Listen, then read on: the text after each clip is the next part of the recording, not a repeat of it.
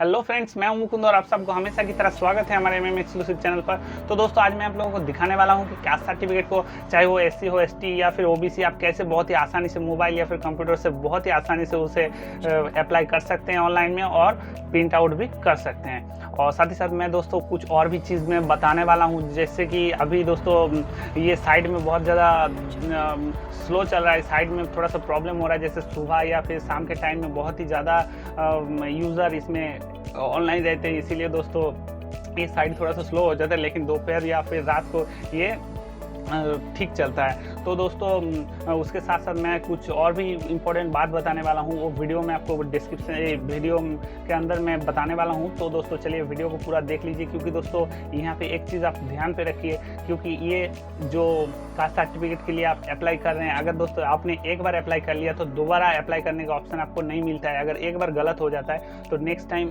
दोबारा एडिट करने का ऑप्शन आपको नहीं मिलता है, क्योंकि कुछ चीज़ें आप एडिट कर सकते हैं, सारा का सारा चीज़ एडिट नहीं कर सकते, ये ध्यान में रखना पड़ेगा। तो चलिए दोस्तों वीडियो में मैं पूरा डिटेल्स में आपको दिखाने वाला हूँ कि कैसे आप उसे एडिट कर सकते हैं, कैसे आप स्टेटस चेक कर सकते हैं, कैसे फिर से आप एडिट करने के बाद फिर से आप उस फॉर्म को डाउनलोड कर सकते हैं। तो पूरा सारा का सारा चीज़ मैं इस वीडियो में आपको दिखाने वाला हूँ।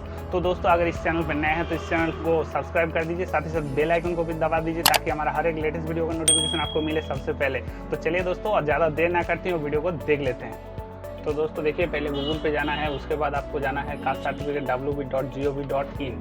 इसके बाद दोस्तों ये क्लिक करने से ऐसा एक पेज मिलेगा। पहले वाला लिंक में आपको एप्लीकेशन गाइडलाइंस दिखाएगा कैसे क्या करना पड़ेगा, और सेकंड नंबर पे आपका देखिए यहाँ पे फॉर्म आ जाता है, यहाँ से आप अप्लाई कर सकते हैं। तो चलिए दोस्तों पहले देखते हैं यहाँ पे जो डिस्ट्रिक्ट है, डिस्ट्रिक्ट सिलेक्ट कर लेते हैं। उसके बाद दोस्तों यहाँ पे सब डिवीज़न जो है, सब डिवीज़न आपको सिलेक्ट करना पड़ेगा। उसके बाद म्यूनिसिपैलिटी है तो म्यूनिसिपैलिटी कौन सा है वो सिलेक्ट करना पड़ेगा, और ब्लॉक है तो ब्लॉक सिलेक्ट करना पड़ेगा। उसके बाद दोस्तों यहाँ पे एससी, एसटी और ओबीसी, इनमें से क्या है आपको सिलेक्ट करना है। तो चलिए मैं फ़िलहाल एससी करके आपको दिखा देता हूँ। और उसके बाद दोस्तों देखिए यहाँ पे नेम जो है वो एकदम परफेक्ट देना पड़ेगा, क्योंकि ये नेम और ये एससी, एसटी जो है ये और फादर नेम ये आप एडिट नहीं कर सकते, क्योंकि ये एडिट का ऑप्शन आपको बाद में नहीं मिलेगा। आप एड्रेस वगैरह चेंज कर सकते हैं, लेकिन नेम और फादर्स नेम नहीं चेंज कर सकते। इसके बाद दोस्तों आपको मोबाइल नंबर देना पड़ेगा। तो चलिए मैं एक मोबाइल नंबर ऐड कर देता हूँ। उसके बाद दोस्तों देखिए यहाँ पे ईमेल आईडी आप चाहे तो दे सकते हैं, नहीं तो ब्लैंक छोड़ सकते हैं। उसके बाद दोस्तों डॉक्यूमेंट्स रिक्वायर्ड, मतलब ये तीनों में से कुछ भी एक दे सकते हैं। तो चलिए मैं आधार कार्ड दे देता हूँ, आप चाहे तो रेशन कार्ड का भी ऑप्शन दिया हुआ है वो भी दे सकते हैं। उसके बाद दोस्तों डेट ऑफ बर्थ, जो एप्लीकेंट का जो डेट ऑफ बर्थ है वो आपको यहाँ से सिलेक्ट करना पड़ेगा। तो चलिए यहाँ पे सिलेक्ट कर देते हैं। उसके बाद प्लेस ऑफ बर्थ दोस्तों ये वेस्ट बंगाल किया हुआ है ऑलरेडी। इसके बाद दोस्तों देखिए सिलेक्ट डिस्ट्रिक्ट, आपको डिस्ट्रिक्ट सिलेक्ट करना है, कौन सा डिस्ट्रिक्ट से आप कर रहे हैं। तो यहाँ से आपको ओके करना है, और दोस्तों डिस्ट्रिक्ट जो भी है वो डिस्ट्रिक्ट आपको सिलेक्ट करना पड़ेगा। तो चलिए डिस्ट्रिक्ट सिलेक्ट कर लेते हैं। उसके बाद दोस्तों देखिए यहाँ से आपको पुलिस स्टेशन PS यहाँ से सिलेक्ट करना है। उसके बाद दोस्तों विलेज, चलिए PS सिलेक्ट कर लिए। उसके बाद विलेज जो भी है वो आपको यहाँ पे लिखना है। उसके बाद दोस्तों केयर ऑफ, मतलब एड्रेस, परमानेंट एड्रेस, जो भी आप जहाँ पे रहते हैं उसका परमानेंट एड्रेस देना पड़ेगा। केयर ऑफ मतलब अगर आपका फादर आपका गार्जियन है तो फादर का नाम दे सकते हैं। अगर किसी का शादी हो चुका है कोई लड़की का तो उसका हस्बैंड का नाम यहाँ पे दे सकते हैं। तो उसके बाद दोस्तों देखिए यहाँ पे PS यहाँ पे सिलेक्ट करना पड़ेगा। तो चलिए PS सिलेक्ट कर लेते हैं। उसके बाद दोस्तों GP और वार्ड, अगर वार्ड है तो वार्ड नंबर देना पड़ेगा, नहीं तो GP ग्राम पंचायत है तो वो भी आपको यहाँ पे ऐड करना पड़ेगा उसका नाम। उसके बाद दोस्तों देखिए नीचे ऑप्शन है विलेज, विलेज जो भी है विलेज ऐड करना पड़ेगा। उसके बाद यहाँ पे आपको पोस्ट ऑफिस और पिन कोड, ये दोनों ही आपको यहाँ पे फिलअप करना पड़ेगा, मतलब पूरा का पूरा जो एड्रेस है वो पूरा यहाँ पे आपको देना पड़ेगा। ये हो गया आपका परमानेंट एड्रेस। और इसके बाद दोस्तों ये हो गया प्रेजेंट एड्रेस, और परमानेंट एड्रेस भी है, देखिए यहाँ पे लिखा हुआ है परमानेंट एड्रेस, अगर सेम है तो यस कर दीजिए। इसके बाद दोस्तों देखिए यहाँ पे रिलीजियन क्या है, हिंदुइज्म, मुस्लिम जो भी है यहाँ पे आप सिलेक्ट कर सकते हैं। जेंडर मेल या फीमेल क्या है वो आप यहाँ से सिलेक्ट कर लीजिए। उसके बाद दोस्तों ब्लड रिलेशन, मतलब अगर आपके घर का कोई किसी मेंबर का सर्टिफिकेट है, मतलब जिसके साथ आपका खून का रिश्ता है, जैसे ब्रदर, सिस्टर या फिर जो भी है आपका फादर, तो उनका डिटेल्स यहाँ पे देना है। अगर किसी लड़की का शादी हो चुका है और वो ससुराल में है तो दोस्तों उसका जो फादर, मतलब उसका मायके का एड्रेस, मतलब मायके का जो अगर किसी का कास्ट सर्टिफिकेट है तो वो यहाँ पे आपको देना पड़ेगा। और किसी लड़का का है तो उसका फादर का डिटेल्स या फिर ब्रदर सिस्टर के डिटेल्स दे सकते हैं। लेकिन अगर किसी का शादी हो चुका है, लड़की है, तो उसको दोस्तों उसका जो मायके का जो उसका फादर का या फिर उसका घर के किसी के रिलेटिव्स में मतलब उसका घर का अगर सिस्टर ब्रदर किसी का है तो वही कास्ट सर्टिफिकेट यहाँ पे ऑप्शन दे सकते हैं, मतलब कर सकते हैं। या फिर अगर नहीं है तो नो ऑप्शन दे सकते हैं। अगर नो करेंगे तो उनका घर का जो जायदाद का जो कागज़ है उसका जेरॉक्स कॉपी यहाँ पे ऐड करना पड़ेगा अगर नहीं देते हैं तो। उसके बाद दोस्तों चलिए ये देखिए मैं फिलअप कर लेता हूँ यहाँ पे certificate number, date of issue और कहाँ से हुआ था वो दे दिया। इसके बाद दोस्तों टू रेफरल, मतलब अगर कोई लड़का है उसका घर का तो उसका आसपास का कोई नज़दीक में 2 आदमी का नाम और उनका एड्रेस दे सके, मतलब कहाँ का है वो दे सकते हैं, मतलब एड्रेस उनका घर का ही जो एड्रेस है वही गांव का एड्रेस देना पड़ेगा। और अगर किसी लड़की का है, शादी हो गया है, तो दोस्तों अगर वो उनका कास्ट सर्टिफिकेट उसका फादर के घर का डिटेल्स दिया हुआ है तो दोस्तों यहाँ पे उनका जो मायके का है उनका वहाँ पे 2 आदमी का यहाँ पे नाम देना पड़ेगा और उनका एड्रेस मायके का ही यहाँ पे ऐड करना पड़ेगा। ये थोड़ा सा ध्यान में रखिए क्योंकि ये बहुत ही ज़रूरी होता है।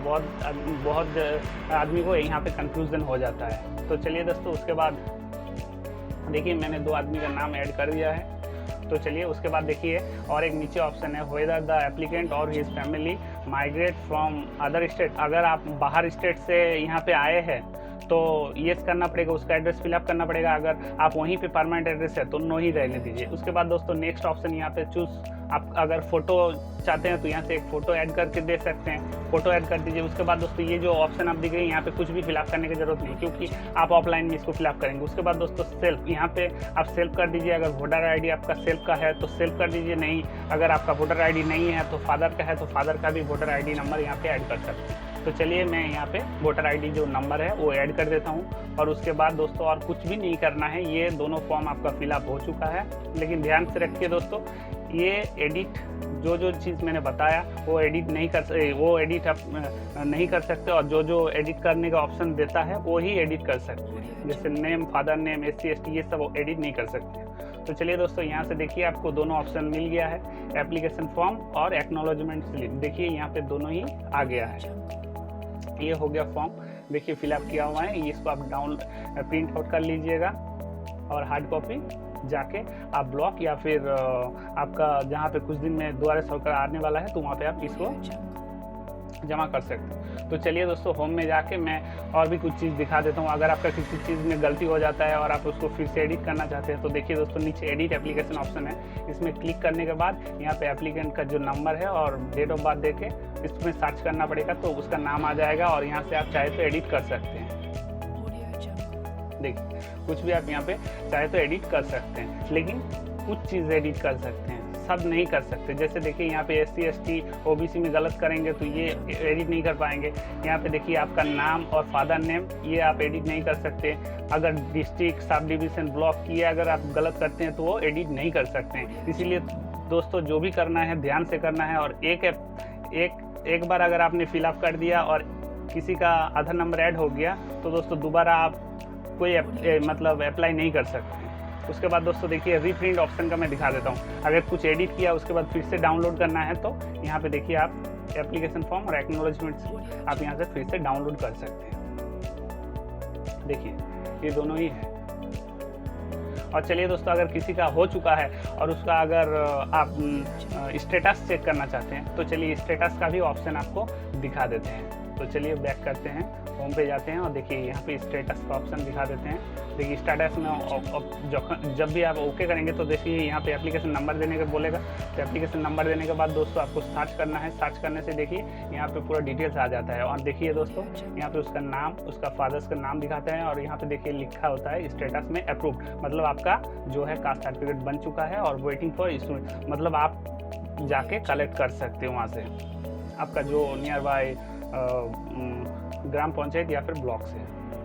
तो चलिए दोस्तों आज मैंने आप लोगों को दिखाया कि कैसे बहुत ही आसानी से 5 मिनट में आप कास्ट सर्टिफिकेट को ऑनलाइन में अप्लाई कर सकते हैं और साथ ही साथ फॉर्म को भी डाउनलोड कर सकते हैं। तो आई होप कि दोस्तों कास्ट सर्टिफिकेट को ऑनलाइन में अप्लाई कर लिए हैं। तो दोस्तों अगर वीडियो अच्छा लगा तो एक लाइक कर देना, साथ ही साथ इस चैनल पर नया है तो इस चैनल को सब्सक्राइब कर देना और साथ ही साथ नोटिफिकेशन बेल को भी ऑन कर देना ताकि हमारा हर एक लेटेस्ट वीडियो का नोटिफिकेशन आपको मिले सबसे पहले। तो चलिए दोस्तों आज का वीडियो यही एंड करते हैं और मिलते हैं बहुत ही जल्द एक नया वीडियो लेकर। तब तक के लिए बाय बाय।